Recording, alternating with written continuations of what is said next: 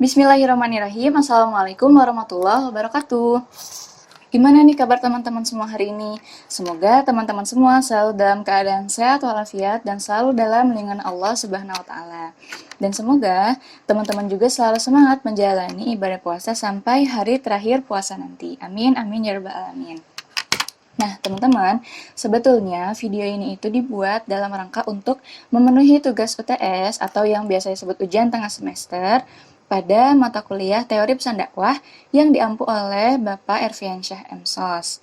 Nah, aku juga mau buat video ini hitung-hitung untuk sekalian sharing-sharing sama teman-teman semua yang nonton video ini tentang apa aja sih yang udah aku dapetin selama aku belajar mata kuliah teori pesan dakwah ini. Jadi langsung aja yuk kita ke materi yang pertama.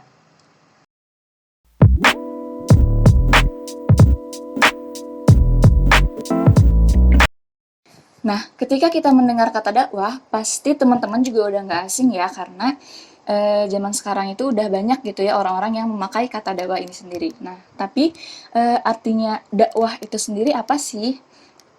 Nah, kalau secara etimologi, dakwah ini berasal dari bahasa Arab, teman-teman, yang artinya yaitu da'a yad'u da'watan, yang artinya adalah menyeru, mengajak, atau memanggil. Nah, kemudian kalau secara terminologi, definisi dakwah ini banyak versinya menurut para ahli. Nah, di sini aku bakal bacain salah satu pendapat dari para ahli, yaitu Abu Bakar Zakaria. Nah, beliau mengatakan, dakwah adalah usaha para ulama dan orang-orang yang memiliki pengetahuan agama Islam untuk memberikan pengajaran kepada halayak umum sesuai dengan kemampuan yang dimiliki tentang hal-hal yang mereka butuhkan dalam urusan dunia dan keagamaan. Nah, jadi dakwah itu kalau secara singkatnya kita mengajak, menyeru gitu ya kepada masyarakat untuk mengerjakan amal baik atau beramar ma'ruf, kemudian kita mencegah mereka untuk melakukan perbuatan tercela atau yang bisa disebut dengan nahi mungkar. Nah, hukum dakwah itu sendiri apa sih? Nah, jadi hukum berdakwah itu adalah wajib ya teman-teman bagi setiap muslim atau muslimah gitu ya. Pokoknya orang Islam itu wajib berdakwah. Di sini ada dalilnya, firman Allah dalam Quran Surat An-Nahl ayat 125 yang artinya, serulah manusia kepada jalan Tuhanmu dengan hikmah dan pelajaran yang baik, dan bantahlah mereka dengan cara yang baik. Sesungguhnya Tuhanmu dialah yang lebih mengetahui tentang siapa yang tersesat dari jalannya, dan dialah yang lebih mengetahui orang-orang yang mendapat petunjuk.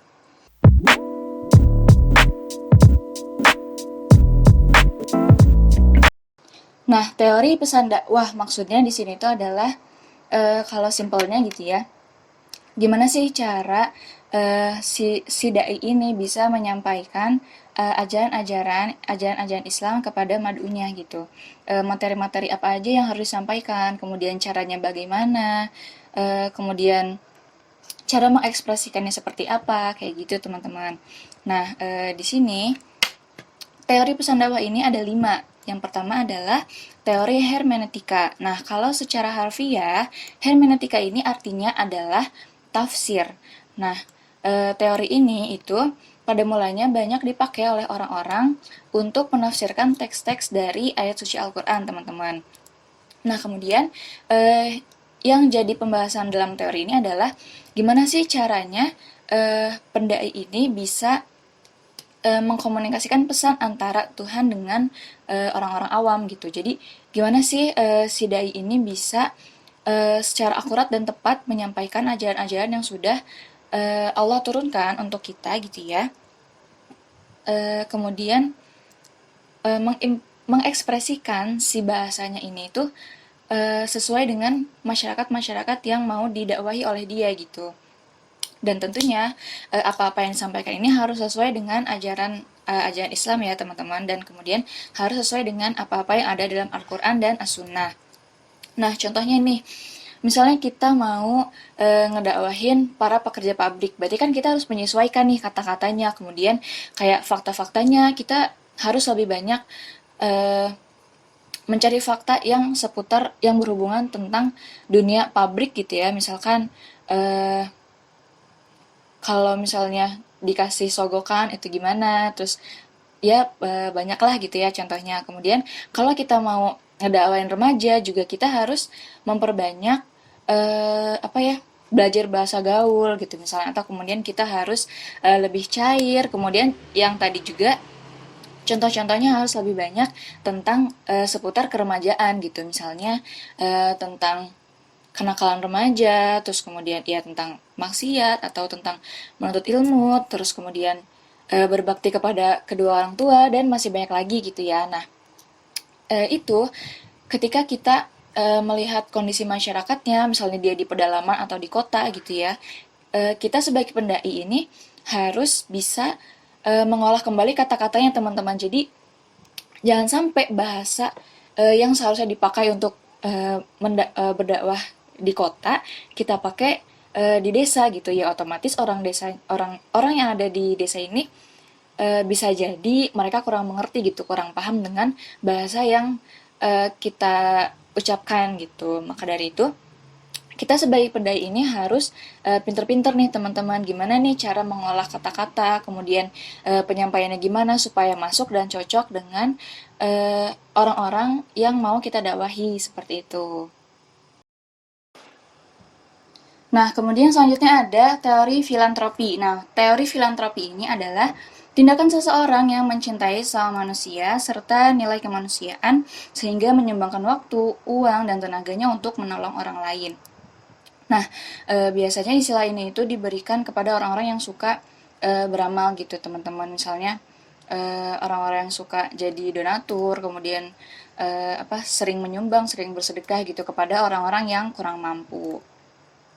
Nah, tapi di sini itu tujuannya adalah untuk beramal gitu, bukan untuk tujuan terselubung yang lain atau apa namanya, pencitraan dan sebagainya. Tapi ini pokoknya murni benar-benar untuk ya untuk beramal gitu, bersedekah.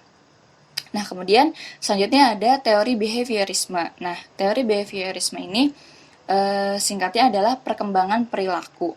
Jadi di sini eh, perkembangan perilaku yang dapat diukur, diamati, dan dihasilkan oleh respon pelajar terhadap rangsangan. Nah, tanggapan terhadap rangsangan ini bisa kita perkuat dengan umpan balik yang positif dari mereka, atau bisa jadi mereka juga memberikan umpan balik yang negatif gitu, yaitu sesuai dengan ya gimana sih pelajar tersebut terhadap perilaku kondisi yang diinginkan. Nah, kemudian ada teori linguistik. Nah, jadi secara singkatnya, teori linguistik ini adalah pendekatan bahasa. Nah, teori linguistik ini adalah bidang penelitian bahasa yang dilakukan untuk mendapatkan kaidah-kaidah yang berlaku dalam bahasa manusia pada umumnya. Nah, ini menurut Kri Dalaksana pada tahun 2008.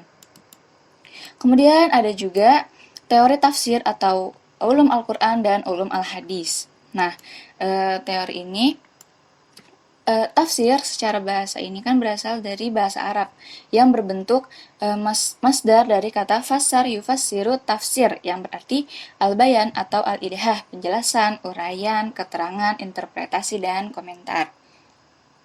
Nah, biasanya teori ini itu digunakan dalam arti penjelasan gitu. Jadi di sini penafsiran dan komentar terhadap Al-Quran yang berisi langkah-langkah untuk memperoleh pengetahuan yang berperan untuk membantu memahami Al-Quran, menjelaskan makna, dan mengklarifikasi implikasi-implikasi hukumnya. Karena kan seperti yang kita ketahui ya teman-teman, Al-Quran ini sifatnya global gitu, umum pembahasannya, jadi nggak merinci. Nah, kenapa ada teori tafsir ini? Karena salah satunya untuk mempermudah kita dalam memahami Al-Quran itu sendiri, seperti itu.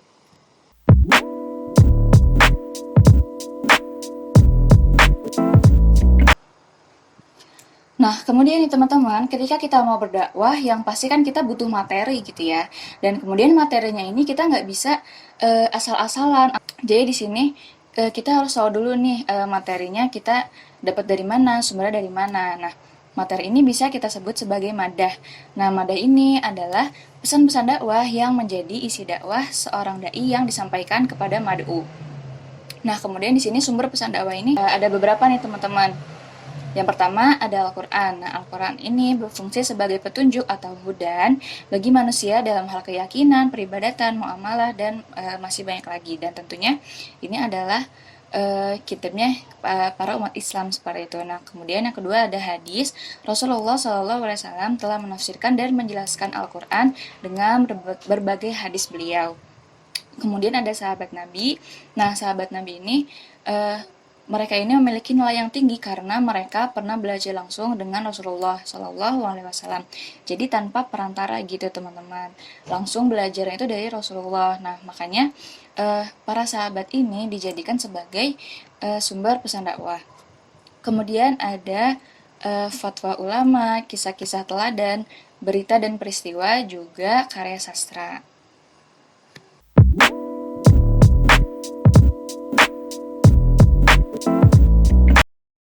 Nah, kemudian ketika kita mau berdakwah nih, kita nggak bisa asal sembarangan aja, tapi di sini ada langkah-langkahnya atau ada step-stepnya. Yang pertama adalah survei awal tentang kondisi mad'u. Seperti yang sudah aku jelasin tadi, uh, kalau misalnya kita mau berdakwah sama orang publik, berarti kita harus menyesuaikan gitu bahasanya. Kemudian kalau kita mau dakwah dengan orang-orang yang ada di kota gitu, kita juga harus menyesuaikan bahasanya harus seperti apa, perilakunya seperti apa. Kemudian kalau mau berdakwah dengan sasaran dakwahnya ini adalah para remaja gitu ya, kita harus menyesuaikan juga gitu apa yang mereka suka. Kemudian caranya bagaimana, kan kalau remaja zaman sekarang itu kan gak suka ya kayak ceramah yang benar-benar monoton gitu, harus ada kayak hiburannya, misalnya ada tayangan video, entah itu ice breaking dan semacamnya.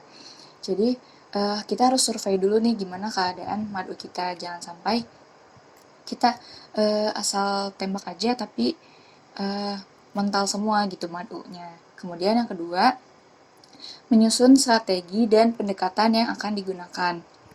Nah, kayak tadi nih, contohnya kalau misalkan kita mau dakwah ke para remaja nih, orang-orang anak-anak milenial, karena mereka ini sekarang lebih suka nongkrongnya itu di sosial media, berarti kita harus gencarnya di sosial media, entah itu kontennya melalui video-video singkat atau poster-poster yang ada dakwahnya gitu, terus podcast atau ngevlog di YouTube dan semacamnya gitu. Jadi kita cari apa yang mereka sukai sehingga mereka ini betah kemudian memahami apa yang akan kita sampaikan gitu. Nah, kalau misalnya kita nggak menyusun strategi yang akan kita gunakan untuk mendekati mad'u, ya jangan berharap materi yang akan kita sampaikan ini bakalan masuk, apalagi dipahami oleh si mad'u gitu. Kemudian yang ketiga, menetapkan standar isi atau tujuan yang akan dicapai. Nah, ini perlu ya teman-teman, karena kita juga berdakwah kan ada tujuannya seperti itu. Kemudian yang keempat, menyusun materi dakwah yang relevan, konsisten, dan lengkap. Kemudian yang kelima, menyiapkan media komunikasi yang tepat. Ya, contohnya kayak tadi balik lagi, kalau misalkan kita mau dakwahnya sama remaja, milenials gitu, berarti kita harus nyiapin media komunikasi yang tepat nih. Contohnya tadi kayak di sosial media.